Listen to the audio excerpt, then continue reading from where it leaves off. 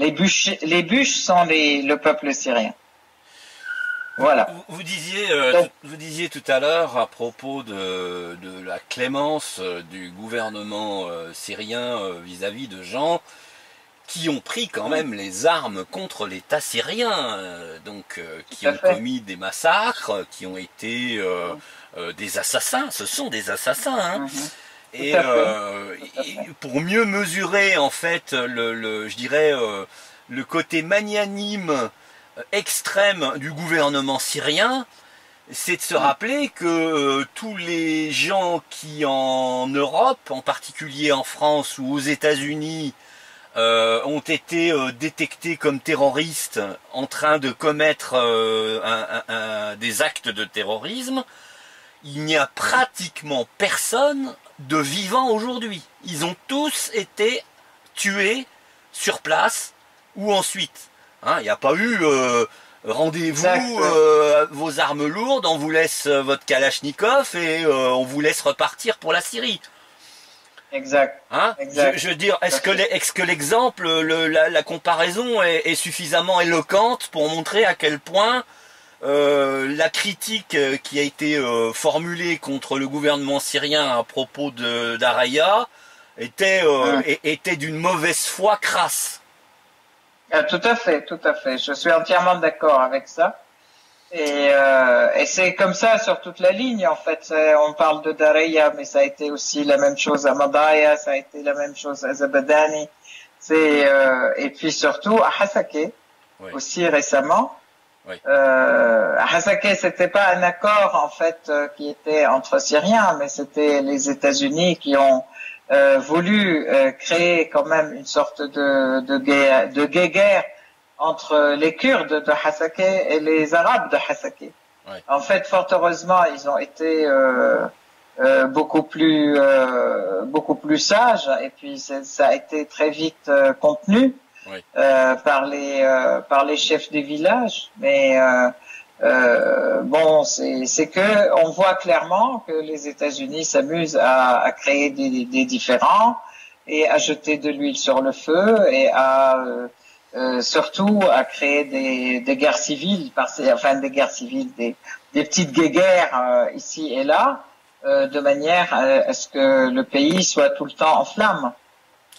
Et ça, c'est affolant, quoi.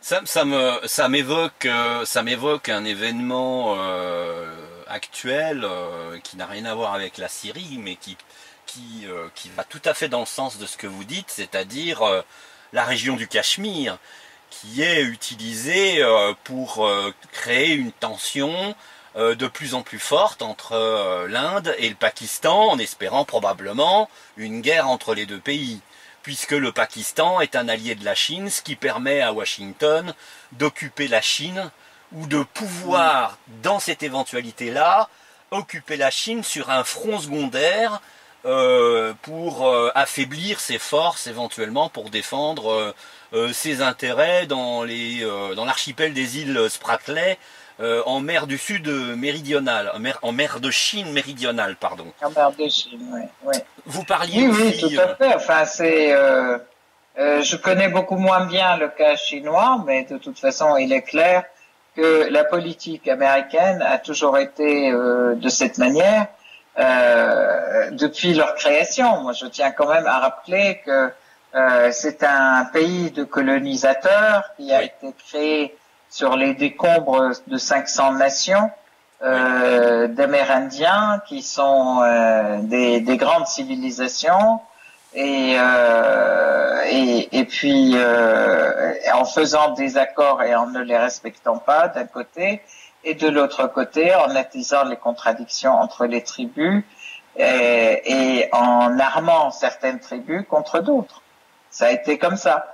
Et ça a toujours été comme ça. Regardez au Vietnam, enfin, la fameuse loi de la fameuse règle qui était à l'époque de vietnamiser la guerre, c'était utiliser les Vietnamiens contre les Vietnamiens pour les défendre les intérêts américains. Ça a été la même chose en Corée, ça a été la même chose en Amérique latine. C'est toujours monté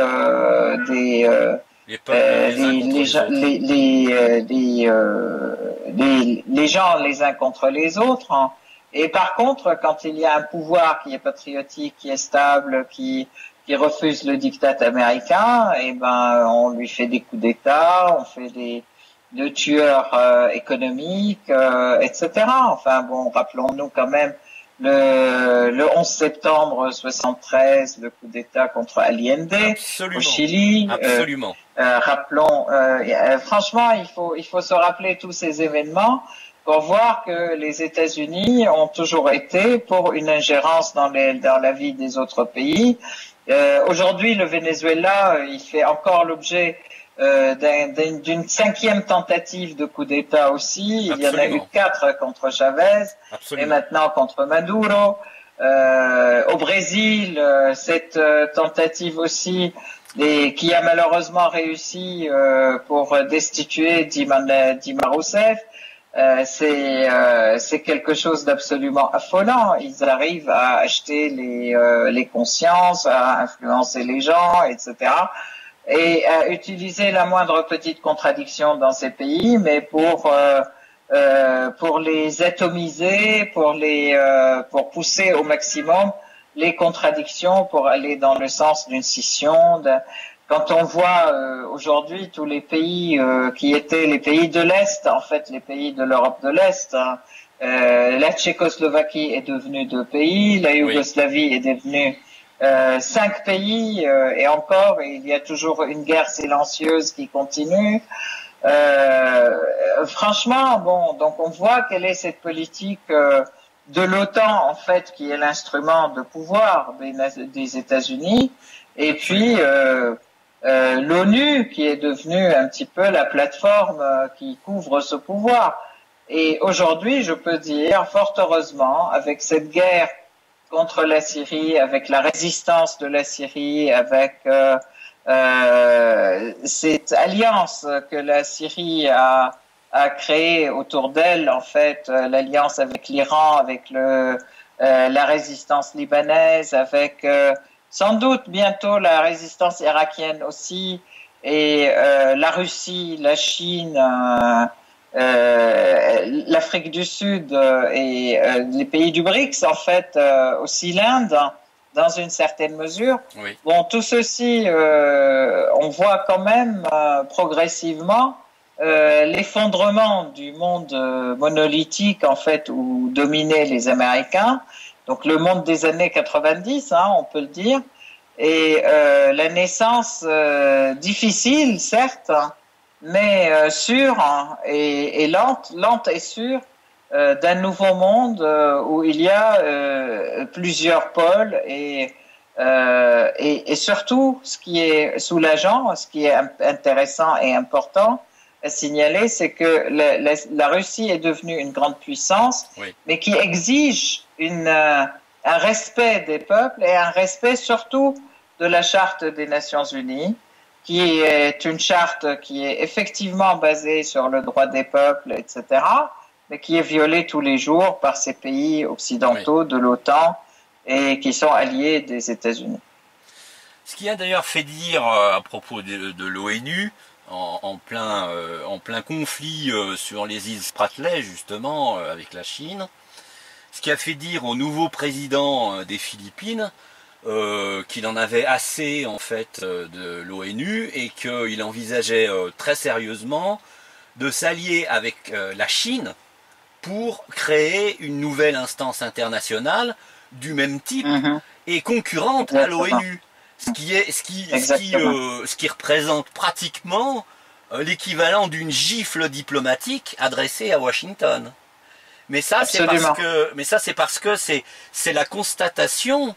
Et je pense que c'est la Syrie joue un rôle de révélateur.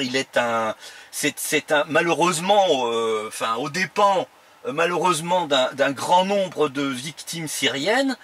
La Syrie devient le révélateur de la perfidie américaine et de sa faiblesse, malgré qu'elle fanfaronne avec ses groupes aéronavals partout sur la planète, à menacer n'importe quelle petite nation qui oserait la défier. Je crois que oui, tout à fait. C'est pas seulement le révélateur, ça a été le catalyseur aussi, parce que si la Syrie s'était effondrée dans les 2 premières années ou dans la première année comme ils s'attendaient, je crois que ils auraient continué, les États-Unis auraient continué à régner en maître sur le monde. Sans doute. Mais en fait, la résistance de la Syrie pendant 4 ans quand même. Il faut dire que l'intervention avec la Russie, comment dire, l'accord, vraiment intervention réelle avec la Russie n'a commencé qu'en 2015. Hein. Bien sûr, il y a eu 3 vétos au sein de l'ONU et du Conseil de sécurité. Ça a été fondamental. Oui, ça a été important et historique, hein, c'est sûr. Que la Chine jamais n'a utilisé son droit au veto, la Russie non plus. Et là, c'est historique, effectivement. Mais c'est vrai que ça n'aurait pu être fait que parce que la Syrie a bien résisté, parce Absolument. Que le peuple syrien, l'armée syrienne, le pouvoir syrien ont résisté et ont été très à cheval sur les aspects de souveraineté nationale et du respect de leur souveraineté et du respect de leur du territoire syrien et du respect du droit du peuple syrien à disposer de lui-même, à choisir qui le gouverne, comment il le gouverne. Et voilà, et ça a été dit dans le congrès de Genève II, haut et fort par le ministre des Affaires étrangères, Walid El-Mouallem, à Kéry. Il lui disait aucun pays au monde ne peut imposer quoi que ce soit au peuple syrien. C'est le peuple syrien qui décide. Et ça, c'est vraiment quelque chose de très très fort. Hein. C'est un temps très fort je dirais, de la diplomatie internationale, cette fameuse réunion de Genève II. C'est la fermeté des autorités syriennes. Oui, bien sûr, la fermeté de l'État, la fermeté de la souveraineté, bien sûr. Oui. Je voulais revenir en arrière sur un élément qui me préoccupe moi personnellement. En plus de l'appui armé d'Israël aux côtés des terroristes dans le sud de la Syrie, c'est cette volonté affichée de Erdogan de soi-disant, je vais mettre libérer entre guillemets, hein, puisque ça c'est son expression à lui, 5000 km² de territoire syrien pour sécuriser, soi-disant, sa frontière. En parallèle avec ce que je soulignais déjà la dernière fois, c'est-à-dire la volonté affichée des Américains de créer de facto une zone d'exclusion aérienne, qui d'ailleurs était plus ou moins, même plus que moins d'ailleurs, invoquée dans l'accord secret entre les Américains et les Russes. C'est-à-dire que l'armée de l'air syrienne devait rester clouée au sol et que seuls les Russes et les Américains avaient le droit de bombarder les terroristes. À mon avis, ça fait partie aussi du média mensonge, en fait, hein, parce que la Russie n'aurait jamais accepté, puisque elle négocie, en fait, lors des négociations, elle était aussi systématiquement en ligne avec l'État syrien. Donc, une clause de ce type, jamais elle n'aurait été acceptée par l'État syrien, d'une part, et d'autre part, puisque c'est une violation de la souveraineté syrienne.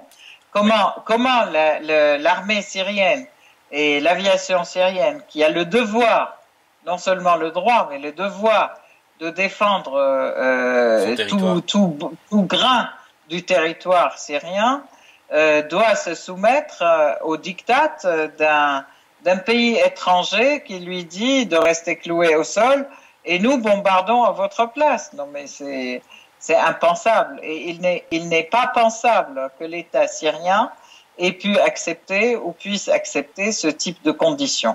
Ça fait partie des médias mensonges qui sont systématiquement aussi envoyés dans les médias Oui. pour briser la confiance du peuple syrien dans son gouvernement d'un côté et pour briser aussi l'alliance qui est très forte entre la Syrie et la Russie. Oui. Puisque n'importe quel Syrien, s'il entend ça, il dit les Russes, ils sont en train de nous vendre et on n'en veut pas. Donc, on va être contre cette alliance avec les Russes, avec nos amis russes. Et donc, ce sont des mensonges médiatiques visant effectivement à voiler la réalité et visant à créer, ça fait partie de la guerre psychologique, hein, c'est une arme de guerre visant à diviser l'ennemi et à lui faire perdre confiance dans ses dirigeants. Or, ça, je peux assurer que c'est absolument non seulement pas possible, mais ça n'est pas le cas. Donc, c'est très clair. D'accord. Et ça a été même d'ailleurs affirmé dans une interview à la fois du président Assad avec la revue Associated Press, avec l'agence Associated Press il y a quelques jours, mais hier aussi, ça a été réaffirmé par Dr Hussein Sha'ban, qui est le porte-parole du président syrien, lors d'une interview sur Al-Mayadin, la télé libanaise, Al-Mayadin. D'accord. Donc, ça a été clairement dit et ça n'est pas du tout le cas et jamais la Syrie n'acceptera une clause de ce type. D'accord. Ça voudrait dire qu'en réalité, parce que c'est une dépêche que j'ai lue assez récemment, je crois il y a à peu près 2-3 jours, où Kerry insistait pour que les forces aériennes syriennes restent clouées au sol. C'est-à-dire que il y a peut-être ici, et j'ai besoin de votre avis là-dessus, il y a peut-être ici une menace implicite d'agression préparée par la coalition US contre les forces aériennes syriennes d'une façon ou d'une autre. C'est-à-dire à partir d'un false flag, à partir d'un événement qui sera évidemment trahi dans sa forme, dans la façon de le décrire, et qui sera utilisé donc par les forces pro-US pour justifier de s'en prendre à l'armée syrienne, d'abord aérienne, parce que c'est comme ça que ça commence en général, hein. On frappe toutes les infrastructures qui défendent le ciel d'un pays pour ensuite avoir le ciel libre pour écraser les forces terrestres. Donc j'ai besoin d'avoir votre avis sur cette chose-là. En fait, encore une fois, ils rêvent tous de répéter le scénario libyen. Hein. C'est exactement le scénario libyen, ce que vous racontez. Oui. Et depuis 6 ans maintenant, depuis le début, ils rêvaient de répéter le scénario libyen en Syrie. Puisque ils voulaient faire une no-fly zone, ils ont même au niveau des appellations entre le CNT et le CNS, etc., le Conseil national syrien et c'était le Conseil national libyen. Enfin, ça a été vraiment copié-collé, sauf que ça n'a pas marché en Syrie et ça ne marchera pas. Donc depuis le début, ils cherchent à appliquer ce scénario-là. Et depuis le début, ils cherchent par la menace et par ils ont même en 2013, rappelez-vous, ils ont annoncé qu'ils voulaient bombarder la Syrie, etc. Et qu'il y a eu même un missile, effectivement, le 3 septembre 2013, a été lancé sur la Syrie et qui a atterri dans la Méditerranée. Donc, il a été intercepté. Oui. Et voilà, bon, donc il continue dans la même lignée des menaces et et des pressions, etc.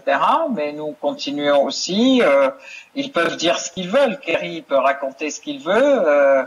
Nous, on a notre volonté, on a notre armée, on a notre terrain, notre peuple, et c'est notre pays, et c'est notre légitimité. Et nous avons la loi et la légitimité à nos côtés, donc nous gagnerons de toute façon. Et ils peuvent raconter ce qu'ils veulent. Je veux dire, ça c'est une guerre, hein, c'est clair. Mais ça ne veut pas dire que ce qu'ils racontent va se faire. Oui, c'est important. Ça peut, enfin ça peut risquer, enfin ça peut être une menace d'une action future, malgré tout. Oui, tout à fait. Ouais. Voilà. C'est dans ce sens-là. C'est une menace d'une action future, tout à fait. Mais je pense depuis le début, il n'avait, en fait, l'envie de faire ne manquait pas, je crois. Oui. Mais c'est surtout, enfin pour certains, mais il y a à la fois aussi les oppositions internes chez eux. Rappelez-vous quand même que le conseil l'équivalent du Parlement en Angleterre, il était contre aussi toute intervention. Ça c'est aussi oui, ça toute s'est intervention en brutalement, Syrie. Oui. Au tout dernier moment, oui, tout à fait. Voilà, donc Cameron, il a été obligé de se soumettre, hein, et il ne manquait pas d'envie de foncer, d'y aller, c'est le va-t-en-guerre aussi. Donc voilà, bon, c'est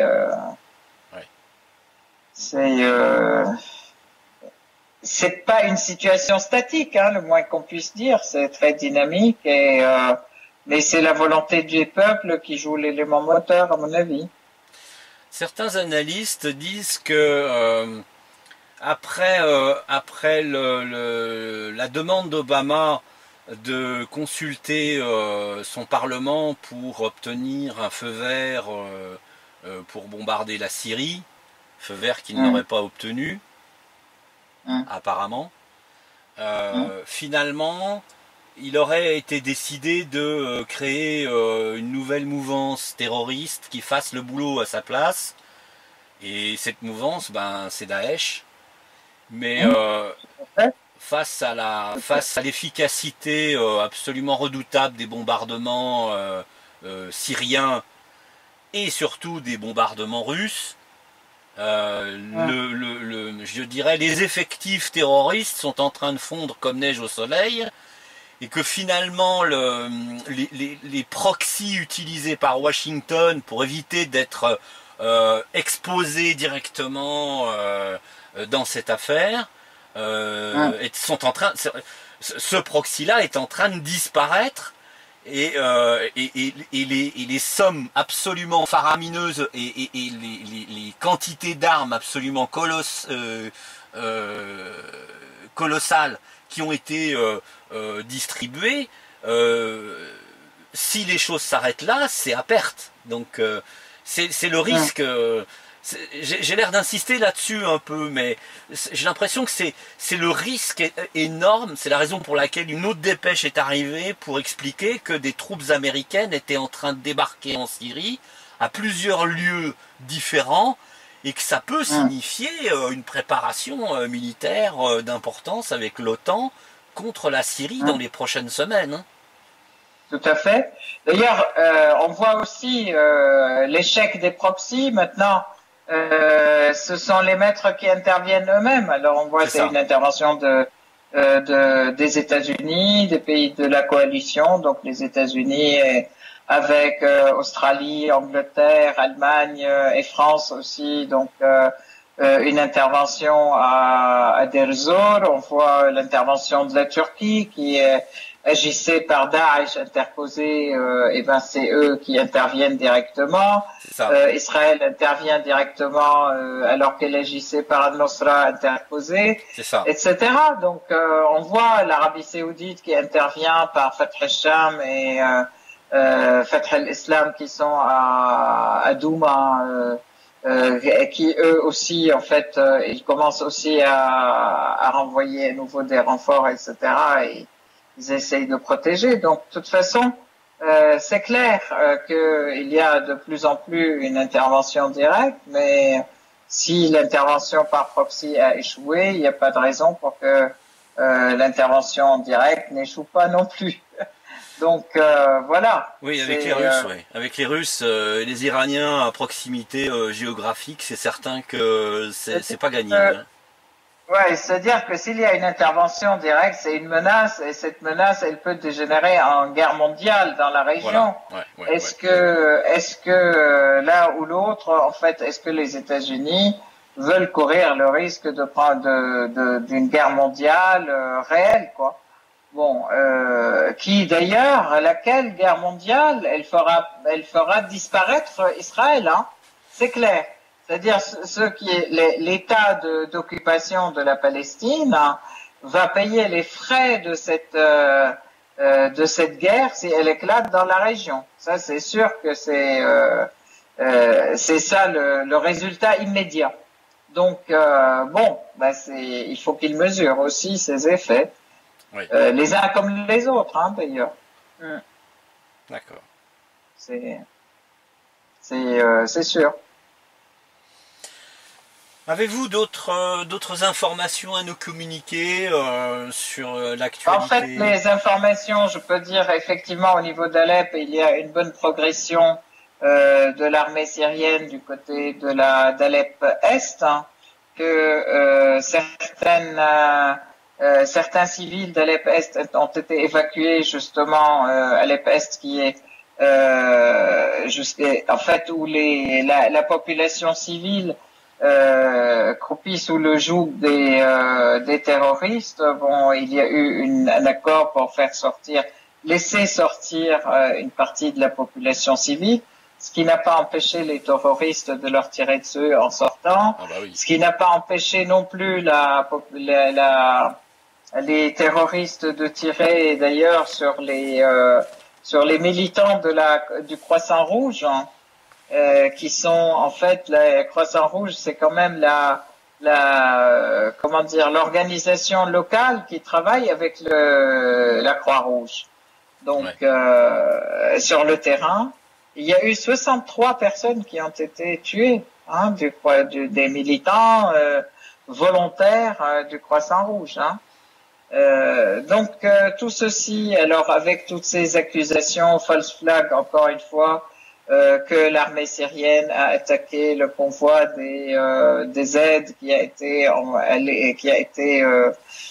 envoyé à Alep, hein, lequel convoi qui devait partir de Turquie avec des cartons qui sont fermés, tamponnés par l'ONU, et où l'armée syrienne et russe devaient s'engager de ne pas jeter un œil et de ne pas vérifier si ce n'est pas des armes qui sont dedans.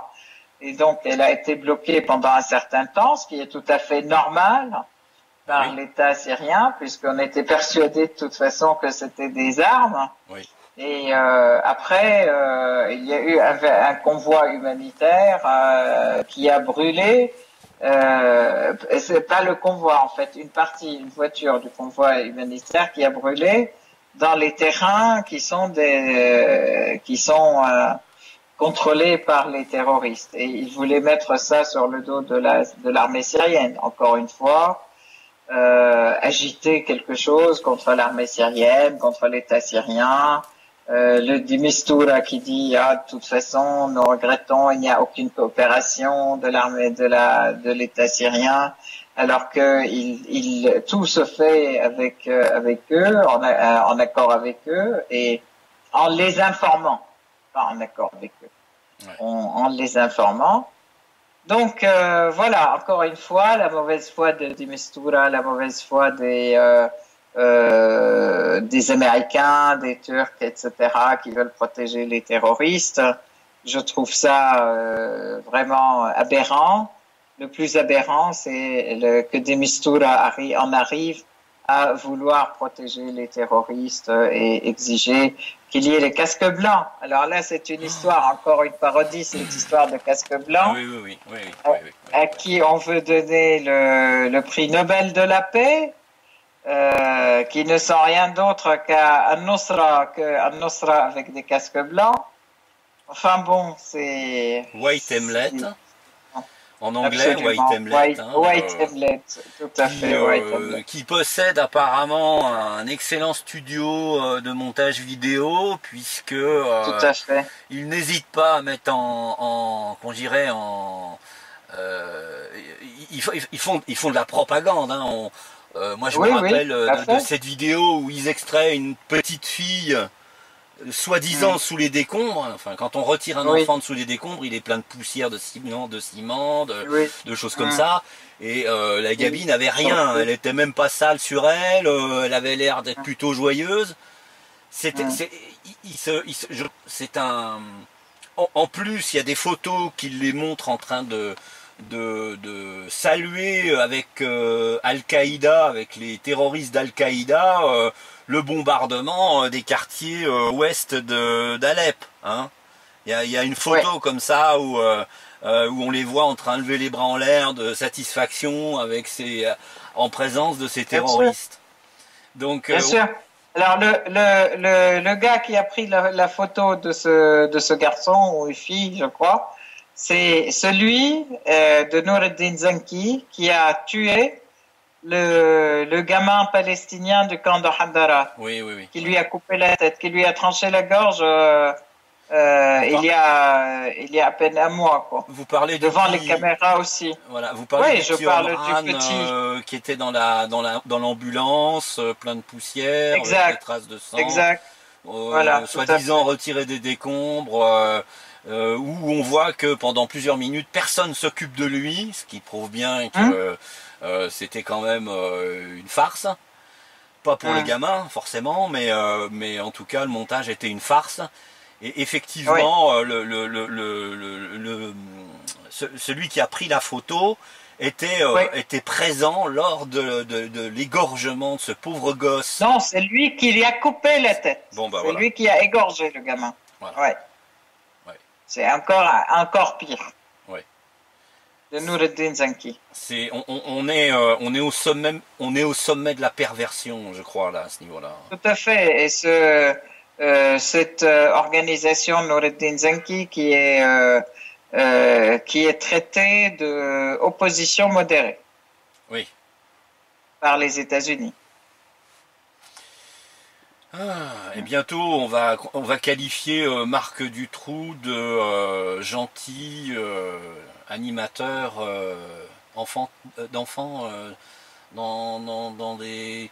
Vous voyez ce que je veux dire? Oui, mais de toute façon, l'objection, elle n'a pas de limite. Hein. Ouais, absolument, c'est ce que j'allais vous dire. Oui. Absolument. Absolument. Donc, voilà. Et...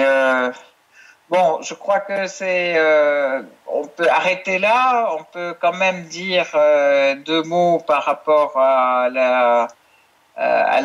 au terrorisme en France, en fait, aussi. Oui. Et j'ai vu tout à fait en regardant France 24 toutes les cérémonies qui ont été faites par l'État français contre le terrorisme, etc. Oui. Donc on devient très hollywoodien aussi, on réunit, on fait des cérémonies, mais on ne dit pas que le parquet a demandé est-ce que à Nice les caméras qui avaient filmé l'attentat entre guillemets en fait ou l'accident, mais pour moi c'est un attentat du 14 juillet, que toutes les caméras soient mises à zéro, que toutes les photos et les images qui sont contenues, qui ont été prises par ces caméras soient effacées complètement. Oui.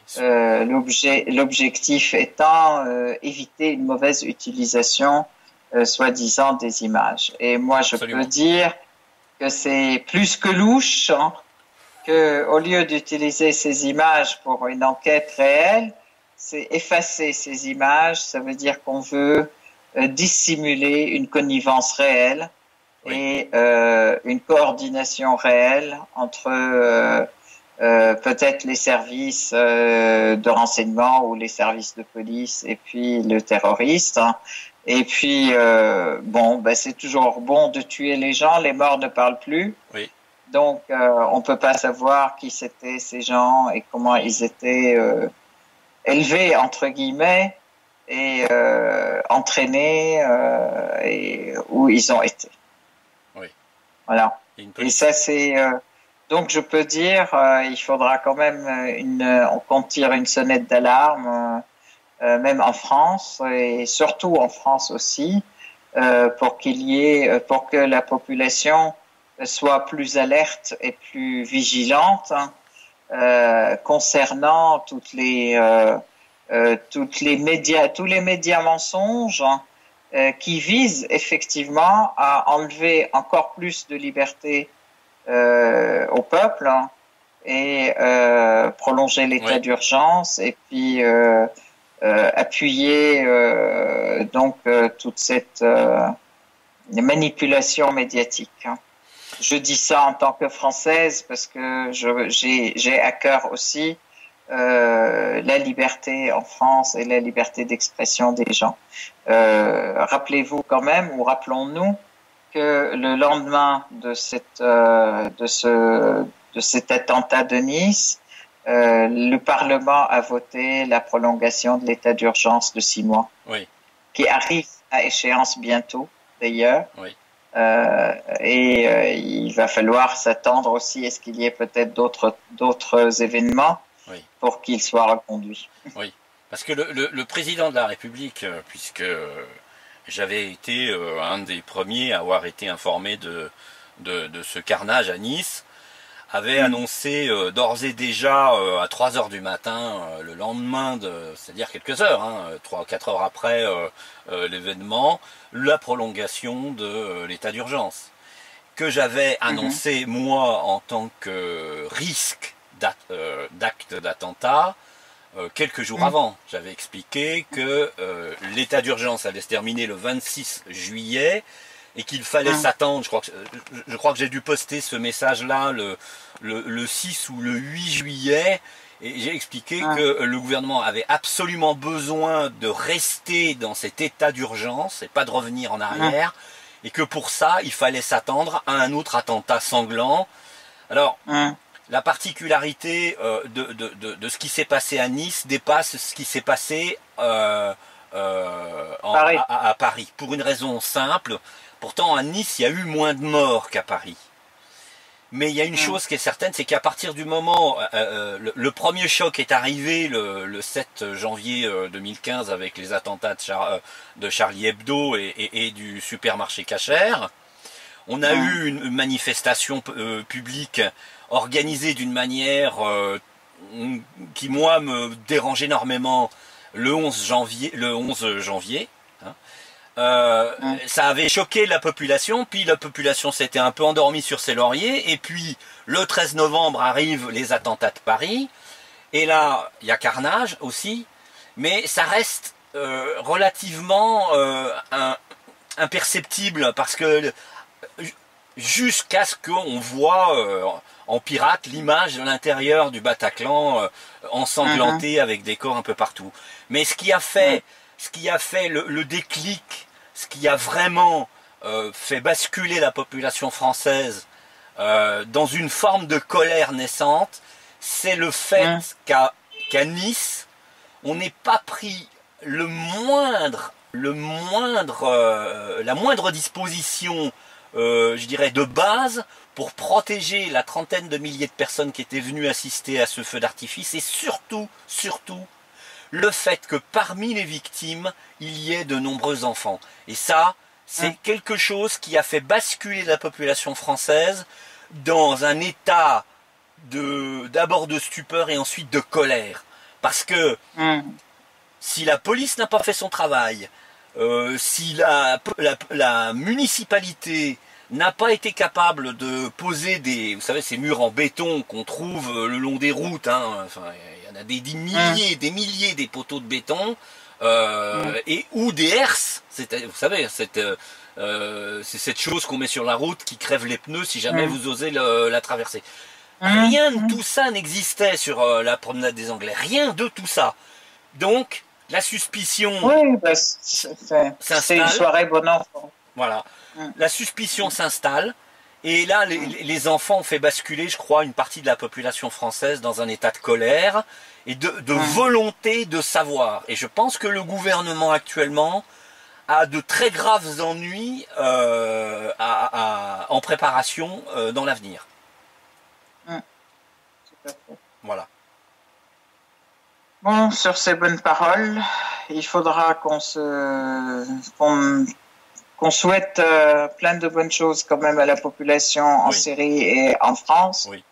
Et je peux dire, c'est la solidarité des peuples est importante. La solidarité de tous les peuples face à tous ceux qui veulent les asservir, elle triomphera. Et puis bon, la Syrie triomphera aussi et je crois qu'aujourd'hui on accumule les victoires et on espère qu'on arrivera bientôt à la victoire finale, car le nombre de tous les efforts consentis, tous les efforts qui ont été consentis sont très très importants. Oui. Et mérite d'être aujourd'hui couronné de succès. Et ils le seront, je suis persuadé. Essar Midani, est-ce qu'on peut dire que la victoire de la Syrie souveraine, c'est la victoire du monde libre? Je crois que c'est la victoire de tous les peuples. Effectivement, on peut le dire. Et on peut le soutenir et le combat ne fait que commencer quand même, mais il y a quand même de très forts indices qui montrent que nous allons dans un monde nouveau où les peuples compteront davantage. Très bien. Merci Essar Midani, merci de nous avoir accordé votre temps depuis Damas. Je vous souhaite une bonne soirée et à très bientôt pour votre prochain site-rep. Merci beaucoup, très bonne soirée Tom. Merci. Et à bientôt. À bientôt. Au revoir. Au revoir.